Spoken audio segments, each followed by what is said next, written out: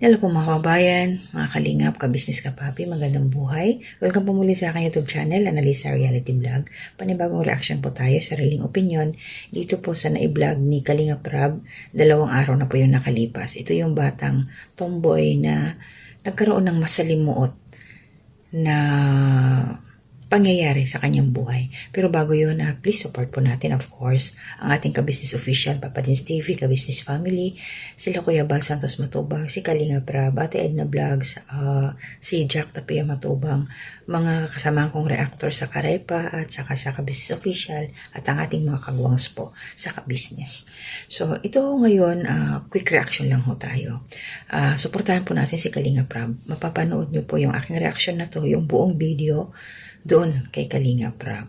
I-attach ko na lang po yung thumbnail para mas madali nyo po na matrace para doon sa mga bago pa lang sa aking munting kubo. Salamat po sa inyo. So ito na. Ito si Jingjing ang kanyang pangalan. Napuntahan nila Kalingap Rab dahil ito po yung na-scout ni Tatay Robin. In-endorse po siya doon at ito yung interview ni Kalingap Rab. Nagulat din dito Nakakagulat. Maraming revelasyon tong bata.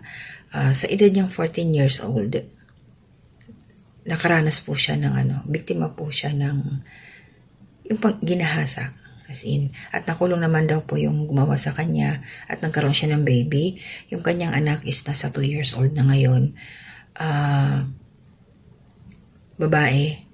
Nakita nga po sa video, yung sa last part na sa edad na 2 years old, maliit ho yung bata, malnourished, kulang sa vitamins, kulang sa pagkain.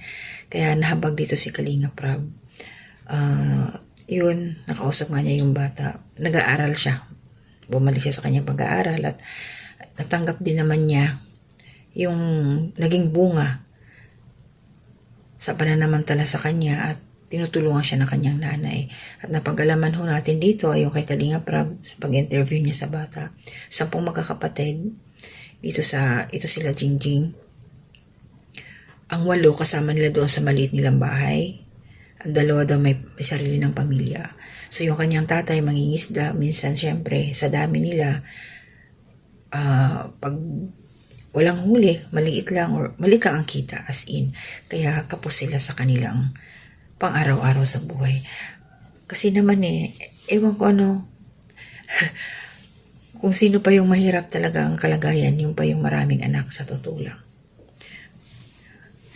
Okay lang guys, nasabi ko, okay lang magkaroon ka ng maraming anak kung kaya mong buhayin. Ito siguro yung dapat tutukan ng gobyerno natin, local government. Sa barangay health center. Implement nyo sana yung family planning ba? Para hindi dumami ang populasyon sa Pilipinas, lalo na dyan na yung mga kababayan natin na sapat lang ang kanilang pinagkakakitaan. Hirap pa nga kung tutusin. Kita naman natin yung resulta, kaya maraming mga kabataan ang hindi nakakapag-aral, maraming napapariwara. Ayan, so hindi natin alam kung paano nangyari kay Jingjing na nabiktima siya ng pangmamolestya.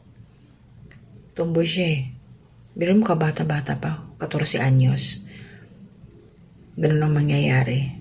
Tapos na nabuo yung bunga ng ginawa sa kanya. Pero ito lang, kahit ganun man ang nangyari sa batang to, ayan, lumalaban siya. Sabi nga ni Kalingap, para mabuti nga, hindi siya nakaisip ang batang to na tanggalin ang nasa kanyang sinapupunan nung time na yon na may nangyari sa kanyang hindi maganda. Kaya lang, kung makikita natin yung baby, kawawa talaga siya. Kulang sa suporta sa pagkain. Maraming salamat ito kay Kalingap Rab dahil inabutan niya ito ng blessing, binigyan ng pera. So ayun, sabi nga nung tinanong anong gagawin, sa pera na yun, ayun, lagay na sila ng kuryente. Din mga pangangailangan nila sa bahay, pati yung sa bata. Sana unahin ni Jingjing yung sa anak niya. Pagkain, vitamins, ipa-check up yung baby niya. So, mga Kalingap, please tuloy-tuloy po natin suportahan si Kalingap Rab. Ito, bagong niya to bagong scout ni Kuya Robin ay binigay sa kanya. Nagnanais din si Kalingap Rab na, kasi tinignan yung loob ng bahay. Sira talaga. Hanggat maaari, gusto talaga ni Kalingap Rab na matulungan, may paayos yung bahay. Pero syempre, dahil din yun, tulungan din natin siya. Ang kanya mga ina-upload na video na kumalat po, i-share natin. Huwag ko tayo mag-skip ng ads kasi iyan ho ang paraan natin para makaalalay din po tayo kay Kalinga Prab. Kasi gustuhin man niya na ora mismo matulungan ito sila Jingjing, mag-ayos yung bahay. Nakita naman po natin yung sitwasyon. Para ho dun sa mga hindi pa nakapanood, silipin niyo po sa channel ni Kalinga Prab. 2 araw na po yung nakalipas. Para yung sa mga batang kaedad katulad ni Jingjing, mag-ingat-ingat din at saka makinig kayo sa mga magulang ninyo para hindi kayo maparewara, madisgrasya katulad nung nangyari sa kanya. Kasi hirap yun, biruin mo, trauma talaga. Mahirap kalimutan yan habang buhay mong dadalhin. Makikita mo yung baby, ito yung nangyari sa akin kaya ganito na ako ngayon. Pero sana kay Jingjing lumaban ka, alakasan mo yung loob mo, magsikap ka, makatapos ka ng pag-aaral mo para dyan sa iyong magiging isa yung anak. Dahil habang maliit pa siya, nandiyan naman yung mama mo. Sabi mo nga tinanong ni Kalinga Prab kung ano yung trabaho niya. Nag-extra sa mga resort kasi malapit mga daw sila sa resort. So okay na din yun. Kaya lang, samantalahin mo Jingjing na nandiyan ang mama mo, papa mo. Sikapin mo talaga na makatapos ka sa pag-aaral. At ingat-ingat na yung mga nangyari sa'yo. Yung nangyari sa'yo ay maging lesson na yun. Na, ayun, mag-ingat na. Nakakalungkot yung mga may mapapanood tayo mga ganitong sitwasyon na yung mga bata nabibiktima ng mga taong walang magawa sa buhay. Yung mga may mga bisyo, isa yan na nakakagawa sila ng hindi maganda sa ating kapwa. Kaya mag-iingat po talaga yung mga nanay dyan. Huwag yung nating hayaan ng ating mga anak na hanggat maaari mapag-isa lang sa isang lugar na mahirap na sa bagay kasi minsan kahit nasa bahay na lang may mga pa rin talaga, pero ingat lang po talaga, magdasal tayo na yung protection sabayan din ng kilos at gawa. Huwag po tayong magpapakampante, huwag magtitiwala basta-basta. Ako napapatanong ako, di ba, nag-iisip ako bakit yung mga lasing nakakagawa ng ganong mga kaisipan na masama? Lasing na sila, di ba? Naninigas ba yun? Ang sama ko, ang grabe. Grabing tanong yan. Bakit nakakapanggahasa sila, nakakapangganon na lasing?